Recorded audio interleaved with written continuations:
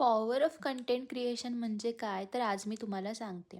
सांगायची गोष्ट अशी तर 1 वर्षापूर्वी मी माझं Instagramचं अकाउंट चालू केलं आणि इव्हन 8 महिन्यांपूर्वी मी माझं YouTubeचं चॅनल चालू केलं होतं.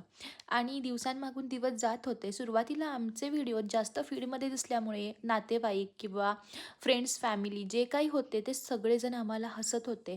जसं की "अरे काय मिळतं ह्या व्हिडिओ करून? का बनवताय आणि का स्वतःचा मजाक करून घेताय?" हे सगळं चाललं होतं. खूप सारं गॉसिपिंग आणि कुठं गेलो की लोक बोलायचे चला रील स्टार आला असं तसं.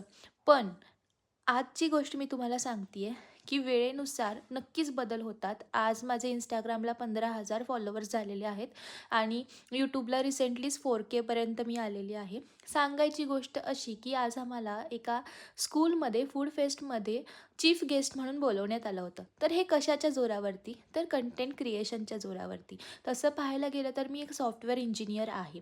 पण फक्त त्या प्रोफेशनसाठी मला कधी नाही बोलावणं आलं. पण कंटेंट क्रिएशनमुळे आपण एक वेगळं पाऊल उचलतोय आणि खूप साऱ्या लोकांपर्यंत पोहोचतोय आणि आपलं काम हे लोकांना समजतंय, दिसतंय आणि तिथून आपल्याला गुणांना वाव मिळतोय.